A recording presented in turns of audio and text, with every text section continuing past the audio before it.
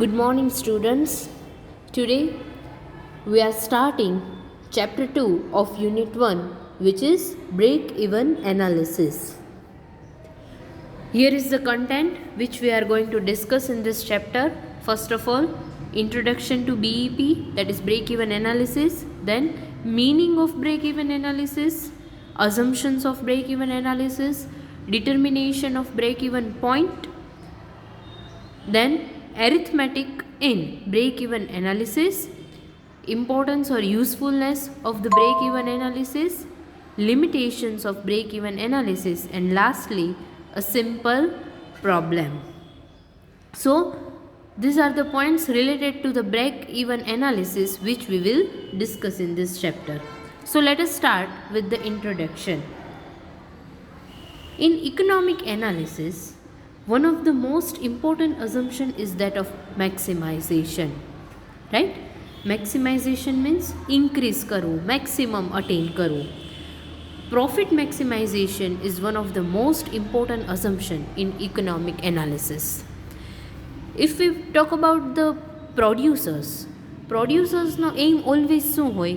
Maximum profit કેવી રીતે earn કરવો, and on the part of the customer maximum satisfaction is important. So maximum જે આપણે assume કરીએ છીએ ને, that assumption is important in economic analysis. So individual consumer will always try to maximize his utility and a firm will always try to maximize its profit. And entire structure of microeconomics stands on the basis of the assumptions that each and every economic unit always aims at maximization. આખું જે micro economics છે ને, એ એક જ assumption ઉપર છે કે કોઈ પણ ફર્મ છે ને એ ઓલવેઝ મેક્સિમાઇઝેશન ઉપર જ ફોકસ કરે છે. So break-even analysis is an important technique of profit planning and profit forecasting. Break-even analysis છે ને, પ્રોફિટ કેવી રીતે પ્લાન કરવો, અને ફોરકાસ્ટિંગ મીન્સ તમે જ્યારે ફ્યુચર એસ્ટિમેટ્સ કરો છો, પ્લાનિંગ કરો છો, that is known as forecasting. કોઈ પણ બિઝનેસ ફર્મ છે, it is always interested in the relationship among different variables like volume of output, cost, which includes both fixed cost as well as the variable cost, then price of its product and profit it aims to earn. એટલે આ બધા variables છે. એને variables શું કામ કહે છે? Because these things like cost, output, profit changes આ ક્યારેય ફિક્સ ન હોય, and that is why they are known as the variables. તો આ વેરિયેબલ્સ વચ્ચેની રિલેશનશિપ છે ને, in that business firms are interested, and that is why break-even analysis is an important technique of profit planning and profit forecasting. Now let us understand the meaning of break-even analysis. Break-even analysis is an analytical technique which studies the relationship between volume of output, cost, which includes both fixed cost and variable cost, and prices and profit of the firm. Yes, આ જેટલા પણ variables છે ને, આ બધાની study, relationship study કરે છે. એની માટેની જે ટેકનિક છે, analytical technique, that is known as the break even analysis. Break even analysis is also known as the cost volume profit, that is CVP. Main objective of the firm is to seek the most profitable combination of cost and volume. જો કોઈ પણ firm છે ને, એનો always objective શું હોય કે most profitable condition કઈ છે? આપણે પહેલાં કહેતા ને ઇક્વિલિબ્રિયમ પોઝિશન, કે ફર્મને મેક્સિમમ પ્રોફિટ મળે છે at the minimum cost. So firm will always try to minimise the cost and maximise the profit. So this is the main objective, કે કોસ્ટને તમે કેવી રીતે રિડ્યુસ કરો so that you can earn the maximum profit. To achieve the goal of profit maximization, a firm first attempts to find out that level of output at which it will attain no profit. That is the situation of no profit, no loss situation. એટલે અહીંયા શું કહે છે? કોઈ પણ firm શું કરશે? Profit મેક્સિમાઇઝેશન achieve કરવા માટે થઈને first of all A find out કરશે કે કયા લેવલના આઉટપુટે ફર્મને કોઈ પ્રોફિટ નથી થતો. એનો મતલબ એવો નથી કે લોસ થાય છે, બટ પ્રોફિટ એ નથી થતો અને લોસ એ નથી થતો, that situation is known as the BEP, that is break even point. એટલે સી ફોર એક્ઝામ્પલ કે હું જે વસ્તુનું પ્રોડક્શન કરું છું એ એક યુનિટ પ્રોડ્યુસ કરવામાં મને 100 રૂપીઝની કોસ્ટ થાય છે, તો જો હું એને 100 રૂપીઝથી સેલ કરીશ ને તો એમાં મને કોઈ પ્રોફિટ નથી ને કોઈ લોસ નથી. સો this is the situation which every firm will find out કે એવું કયું લેવલ છે આઉટપુટનું કે હું 50,000 યુનિટ પ્રોડ્યુસ કરું, 40,000 યુનિટ પ્રોડ્યુસ કરું કે જ્યારે મને પ્રોફિટ પણ નથી થતો અને લોસ પણ નથી થતો. એન્ડ અકોર્ડિંગ ટુ માર્ક્સ, કરી and Frank, a break-even analysis indicates at what level cost and revenues are in equilibrium. જો અહીંયા એ જ કહે છે ઇક્વિલિબ્રિયમ પોઈન્ટ, જસ્ટ મેં તમને હમણાં જ કીધું કે શું કહે છે, બ્રેક ઇવન એનાલિસિસ શું ઇન્ડિકેટ કરે છે કે કયા લેવલ ઉપર કોસ્ટ અને revenue, that is expenses and income becomes equal. It means જો મારી ટોટલ કોસ્ટ 50,000 રૂપીઝ હોય, at that time my total revenue will be 50,000 also. So this is known as the break-even analysis. Yes. Now, break-even analysis, as I have told you, the goal of profit maximization. એટલે કોઈ પણ firm છે એ profit મેક્સિમાઇઝેશનનો goal always attain કરવાની try કરશે, એટલે no profit no loss તો ફાઇન્ડ આઉટ કરશે.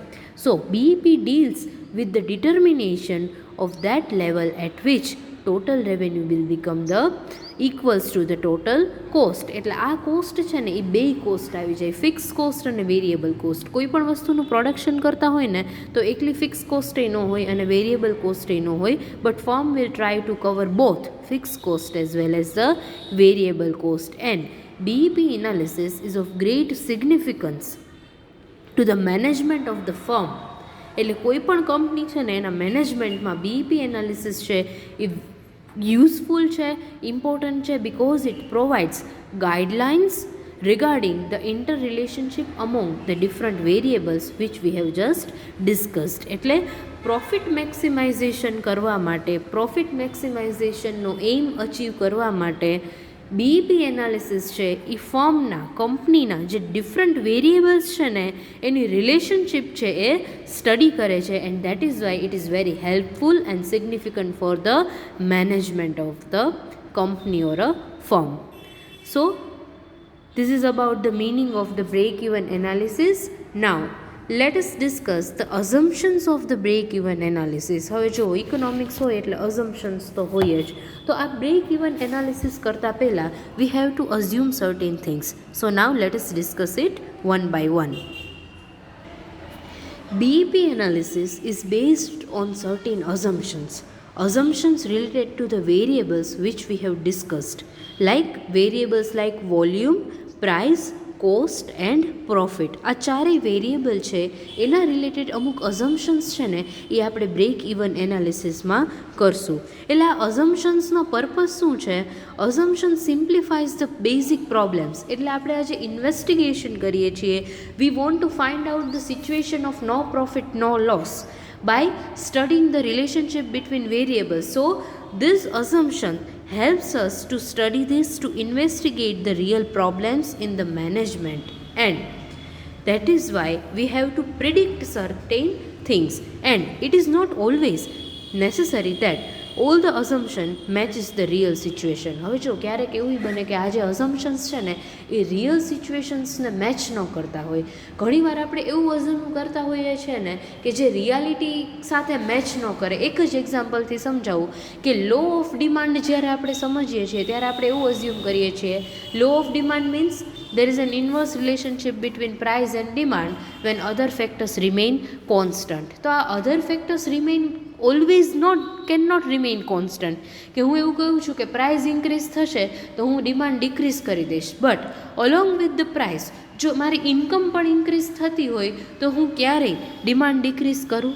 તો જો આવી રીતે ક્યારેક અઝમ્પશન્સ છે ને એ રિયલ સિચ્યુએશન સાથે મેચ ન થતા હોય, but still we will assume certain things so that we can simplify the process.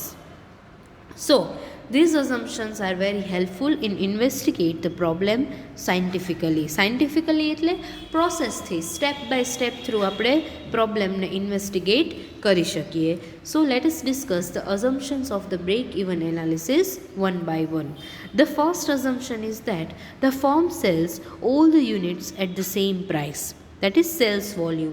એટલે જેટલું પણ પ્રોડક્શન કર્યું છે ને એ આપણે બધું જ સેમ પ્રાઇઝ ઉપર સેલ કરીએ છીએ ને એવું અહીંયા આપણે અઝ્યુમ કરીએ છીએ. So it means that the volume of sales rise the firm is not required to cut the price. Generally કેવું થતું હોય કે સપ્લાય ઇન્ક્રીઝ થઈ જાય ને તો પ્રાઇસ ડિક્રીઝ કરવી પડે તો જ તમે એડિશનલ સ્ટોક છે એ માર્કેટમાં સેલ કરી શકો. If I want to sell more at that time I have to decrease the price.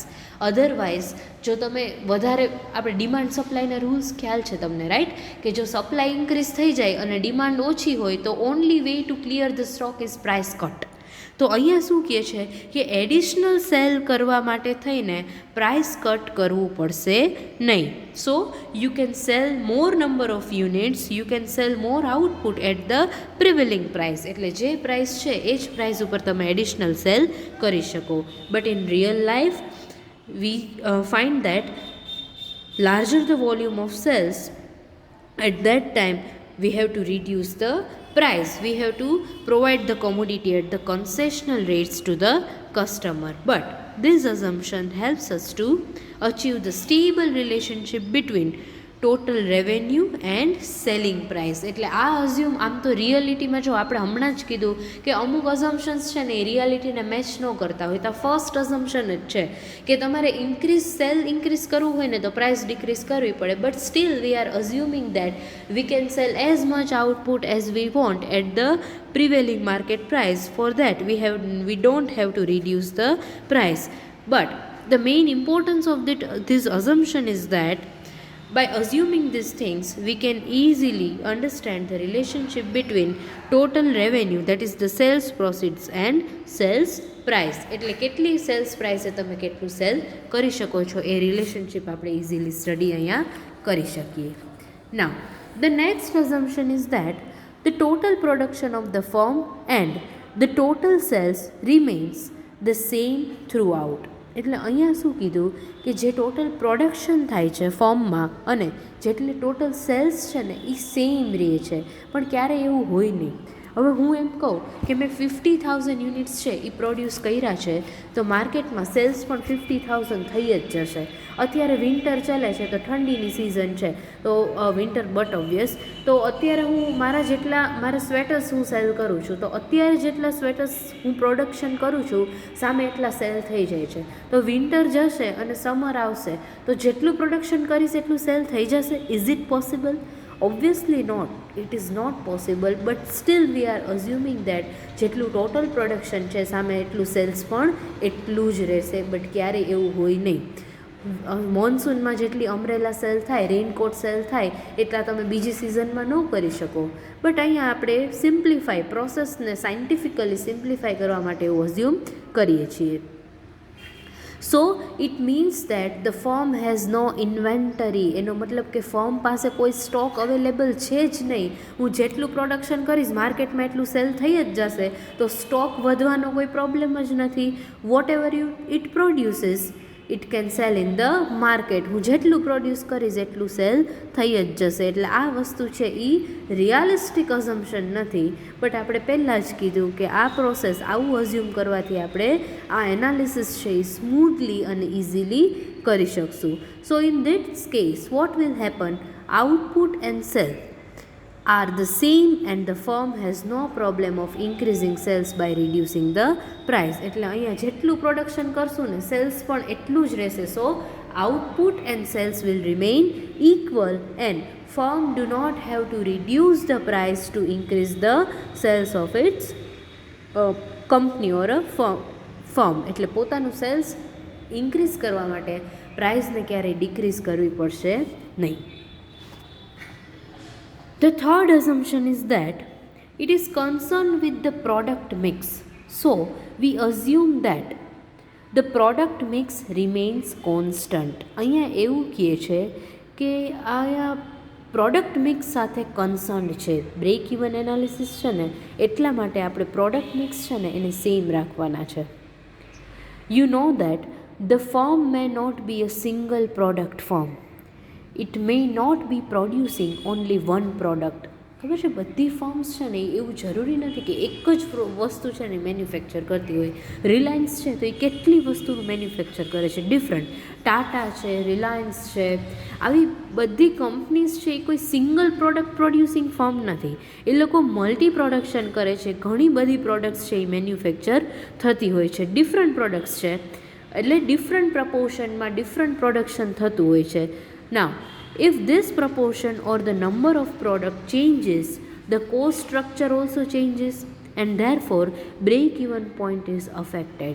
હવે જો હવે અહીંયા આપણે એવું કહીએ કે ફર્મ છે એ ડિફરન્ટ પ્રોડક્ટ છે એ મેન્યુફેક્ચર કરે છે તો દરેક પ્રોડક્ટની કોસ્ટ ક્યારેય ઇક્વલ ન હોય, રાઈટ. હું જે જુદી જુદી વસ્તુ મેન્યુફેક્ચર કરું છું, ટાટા છે એના ઓટોમોબાઈલમાંય છે કે એની કાર્સ એ મેન્યુફેક્ચર થાય છે અને ટાટા છે એ ટેક્સટાઇલમાંય પણ છે. તો ઓટોમોબાઈલ્સ અને ટેક્સટાઇલ બેયનું કોસ્ટ છે એ ક્યારેય ઇક્વલ હોય ન હોય તો પછી આમાં બ્રેક ઇવન પોઈન્ટ ફાઇન્ડ કરવામાં પ્રોબ્લેમ થાય. And that is why it is assumed that product mix of the firm remains constant. એટલે ફર્મ છે એમાં પ્રોડક્ટ મિક્સ છે એ આપણે કોન્સ્ટન્ટ રાખવાનું છે. But in real life product mix does changes, but because of this assumption it facilitates our analysis of the break even. So the third assumption is that product mix remains constant. The fourth assumption is that it is assumed that all costs are either perfectly variable or absolutely fixed for the entire production. Yes, હવે અહીંયા એવું assume કરીએ છીએ કે જેટલી પણ cost થાય છે ને એ કાં તો બધી વેરિયેબલ કોસ્ટ છે અને કાં તો બધી ફિક્સ કોસ્ટ છે. પણ આમ તો આવું છે ને ક્યારેય પોસિબલ થાય જ નહીં. એટલે એનો એક મતલબ એવોય થાય કે જે ફિક્સ કોસ્ટ છે ને will remain fixed through out the production and variable cost will remain variable through out the production. But in reality actually there are two periods of time, short run as well as the long run.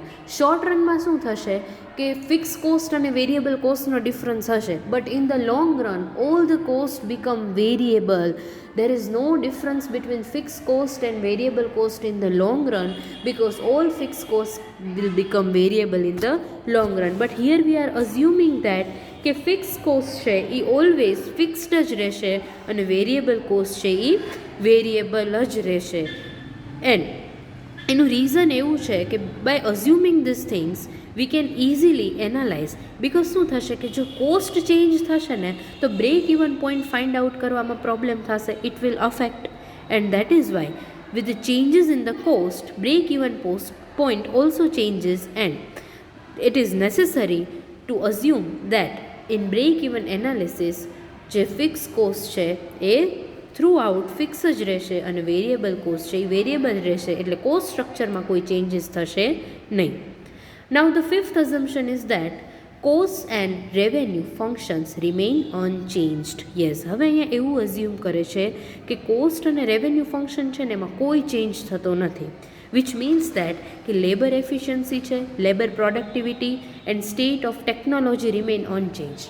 એવું ક્યારેય possible ન થાય. લેબરની efficiency છે, productivity છે, જો એક labour છે એ વર્ષોથી એક જ કામ કરતો હોય તો વિથ ધ એજ એના પ્રોડક્ટિવિટીમાં કંઈક ડિફરન્સ આવે ને કે પહેલાં એ જો 10 hours વર્ક કરી શકતો હોય તો હવે એટલું વર્ક ન કરી શકે. એફિશિયન્સીમાં બી ચેન્જ આવે અને ટેકનોલોજી તો કોઈ દિવસ કોન્સ્ટન્ટ હોય જ ન શકે. ટેકનોલોજીકલ ચેન્જીસ તો ડેઇલી આવતા હોય છે. But still we are assuming that cost and revenue functions remain stable or constant. So it simplifies that prices as assumed remain unchanged. એટલે શું થશે કે જો કોસ્ટ ચેન્જ થાય ને તો પ્રાઇસ ચેન્જ થાય. હવે મારી કોસ્ટ ઓફ પ્રોડક્શન ઇન્ક્રીઝ થઈ જાય અને સેમ પ્રાઇસે હું માર્કેટમાં સેલ કરું તો મારો પ્રોફિટ માર્જિન રિડ્યુસ થઈ જાય. બટ એવું તો કોઈ ફર્મ ચલાવે નહીં. તો જો તમે કોસ્ટ સ્ટ્રક્ચર ચેન્જ કરો ને તો પ્રોફિટ માર્જિન ઇન્ક્રીઝ કરવો પડે, એડ કરો તો પ્રાઇસ ઓટોમેટિકલી ઇન્ક્રીઝ થઈ જાય. So to remain the price unchanged we have to make cost and revenue functions also unchanged. So this is the fifth assumption. Now the sixth and the last assumption is that break-even analysis also assumes that the production and sales are synchronized, in the sense that there is no addition or subscription from inventory. એટલે અહીંયા શું કહે છે કે જેટલું production થાય છે ને સામે એટલું સેલ્સ થાય છે, એટલે ઇન્વેન્ટરીનો કોઈ ક્વેશ્ચન જ નથી થતો. એટલે એમાં કોઈ એડિશન નહીં થાય અને કોઈ સબસ્ક્રિપ્શન, એટલે કાંઈ વધશે નહીં કાંઈ ઘટશે નહીં. એટલે જેટલું હું પ્રોડક્શન કરીશ ને, whether I am producing 10,000 units, then 10,000 unit will be sold out in the market. If I am producing 20,000, then sales will be 20,000. So this is the last assumption of the break-even analysis, that is production and sales are synchronized. એટલે એક સરખા જ છે, એમાં કોઈ addition નહીં અને subscription પણ નહીં. So these are the 6 assumptions of the break-even analysis. Now the next point is determination of the break-even point. Now the main point is how we can determine the break-even point. એવો કયો point છે કે જે profit નથી, loss નથી, એ કેવી રીતે determine કરવું, that we will now understand. Break-even point is that point at which total revenues are equal to total expenses. Yes, you know that break-even point કયો point છે કે જ્યારે total revenues અને total expenses છે ને બે equal થઈ જાય. It means situation of no profit and no loss. And it is the point when profit of the firm is zero. Yes, as I have told you, આ situation ઉપર firm ને કોઈ profit થશે નહીં. So if a firm produces and sells less than this point, it would incur losses. But if it sells more than this point, it makes profit. એટલે જો આ સમજો તમે, બહુ સિમ્પલ વાત છે કે જો બ્રેક ઇવન પોઈન્ટથી નીચે તમે સેલ કરશો ને તો તમને લોસ થશે. બ્રેક ઇવન પોઈન્ટ શું છે કે no profit no loss. It means I am selling at a cost price. હવે જો હું કોસ્ટ પ્રાઇસથી ઓછી પ્રાઇસમાં સેલ કરું તો મને લોસ થવાનો જ છે. But if I am selling at a point above than break even, તો શું થશે, બ્રેક ઇવન પોઈન્ટ કરતાં વધારેથી હું સેલ કરીશ તો મને પ્રોફિટ થવાનો જ છે, because that price is more than the cost price. So if firm છે એ બ્રેક ઇવન પોઈન્ટ કરતાં નીચે સેલ કરશે તો લોસ થશે અને ઉપર સેલ કરશે તો પ્રોફિટ થશે. So break-even point indicates that level of output or sales when the firm's total revenue and total cost are equal. એટલે આ એક ઇક્વિલિબ્રિયમની પોઝિશન છે.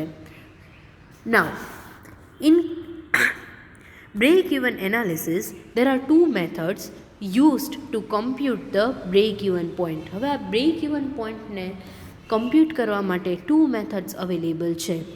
The first is the formula method and the second is the chart method. So બે method આપણે ડિટેલમાં discuss કરશું, formula method અને chart method. એમાં અમુક ફોર્મ્યુલાથી આપણે બ્રેક ઇવન પોઈન્ટને ફાઇન્ડ આઉટ કરશું. ફોર્મ્યુલા મેથડ છે એમાં પણ સબ મેથડ છે, like break even point in terms of volume of output and break even point in terms of sales volume. એટલે આ મેથડ છે એ આપણે આપણા નેક્સ્ટ લેક્ચરમાં ડિટેલમાં સ્ટડી કરશું. But I hope now you are clear with the meaning of break even analysis and determination of the break even point. We will discuss in detail in our next session. Thank you very much. See you all in the next session.